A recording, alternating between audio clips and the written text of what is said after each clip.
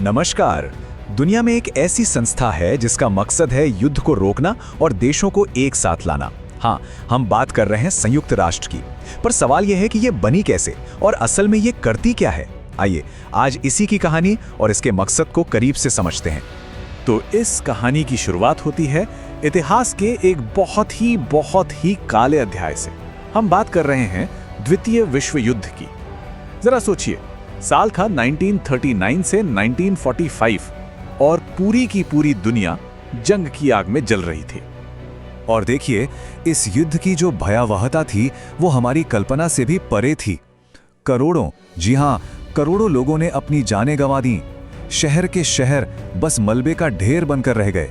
सच कहें तो मानवता ने ऐसी तबाही पहले कभी नहीं देखी थी। तो जब ये भयानक युद्ध खत्म हुआ तो दुनिया भर के नेताओं के सामने एक ही सबसे बड़ा सवाल खड़ा था। सवाल ये था कि भविष्य में ऐसी तबाही दोबारा होने से कैसे रोका जाए। आखिर दुनिया को और ज्यादा सुरक्षित बनाया कैसे जाए। तो इसी सवाल का जवाब हम ढूंढेंगे आज के सफर में। इन 5 हिस्सों के जरिए हम देखेंगे कि विनाश से शांति की ओर दुनिया कैसे बढ़ी, फिर एक नए संगठन का जन्म कैसे हुआ, ये संगठन काम कैसे करता है, इसके बड़े बड़े काम क्या रहे हैं, और हाँ, आखिर में भारत और संयुक्त राष्ट्र का रिश्ता कैसा रहा है। तो चलिए शुरू करते हैं पहले हिस्से से, विनाश से शांति की ओर। देखिए, युद्ध के बाद पूरी दुनिया को एक नई शुरुआत की, एक नई उम्मीद की सख्त से सख्त जरूरत थी। और इसी जरूरत ने एक नए विचार को जन्म दिया, एक ऐसे संगठन का विचार, एक ऐसी संस्था जो भविष्य में शांति की गारंटी दे सके। हाँ, लेकिन ये संगठन कोई रातों रात नहीं बन गया था। इसकी नींव तो 1941 के अटलांटिक चार्टर से ही रखी जाने लगी थी। फिर मॉस्को और डम्बर्टन ओक्स जैसी अहम बैठकों में इसके पूरे ढांचे पर काम हुआ, मतलब ये कैसा दिखेगा, कैसे काम करेगा।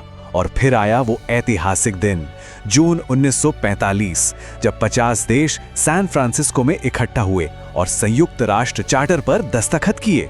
और बस इसी के साथ अक्टूबर 1945 में यह संगठन एक हकीकत बन गया। और जानते हैं, यही वो वजह है कि हर साल 24 अक्टूबर को, यानी जिस दिन ये चार्टर असल में लागू हुआ था, पूरी दुनिया में संयुक्त राष्ट्र दिवस मनाया जाता है।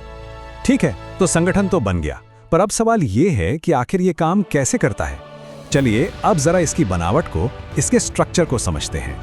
तो देखिए, संयुक्त राष्ट्र के मोटे तौर पर 6 मुख्य अंग हैं। आप इन्हें एक टीम के अलग अलग खिलाड़ियों की तरह समझ सकते हैं। इसमें महासभा है, सुरक्षा परिषद है, अंतर्राष्ट्रीय न्यायालय है।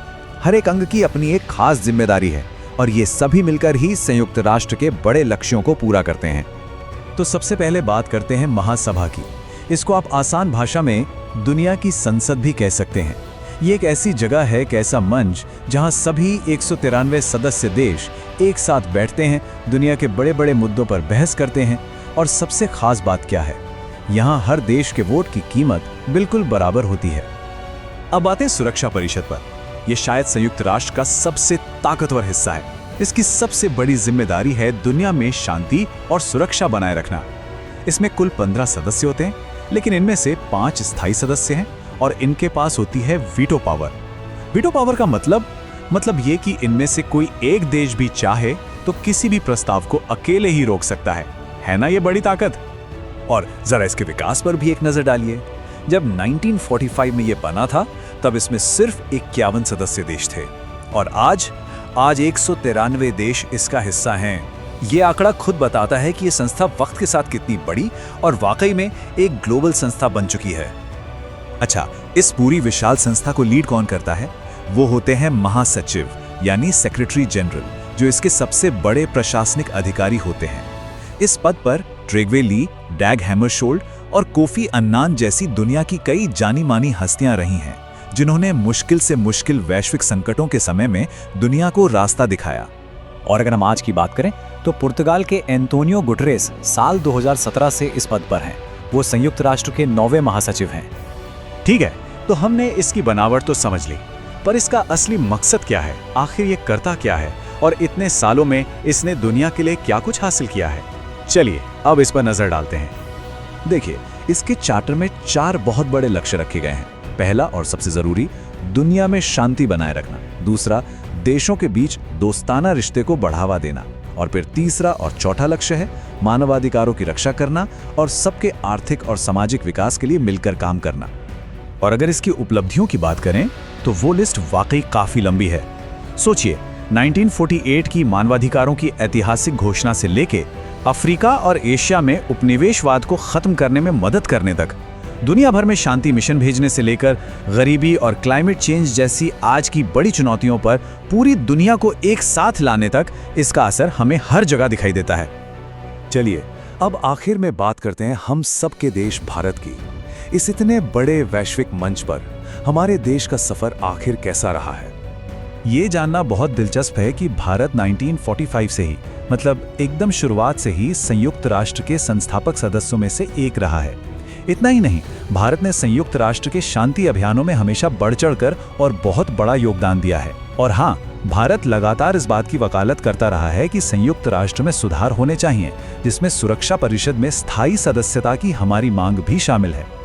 तो आखिर में एक सवाल मन में उठता है कि आज की इस तेजी से बदलती दुनिया में, जहां हर रोज नई नई चुनौतियां सामने आ रही हैं, वहां संयुक्त राष्ट्र कितना प्रासंगिक है?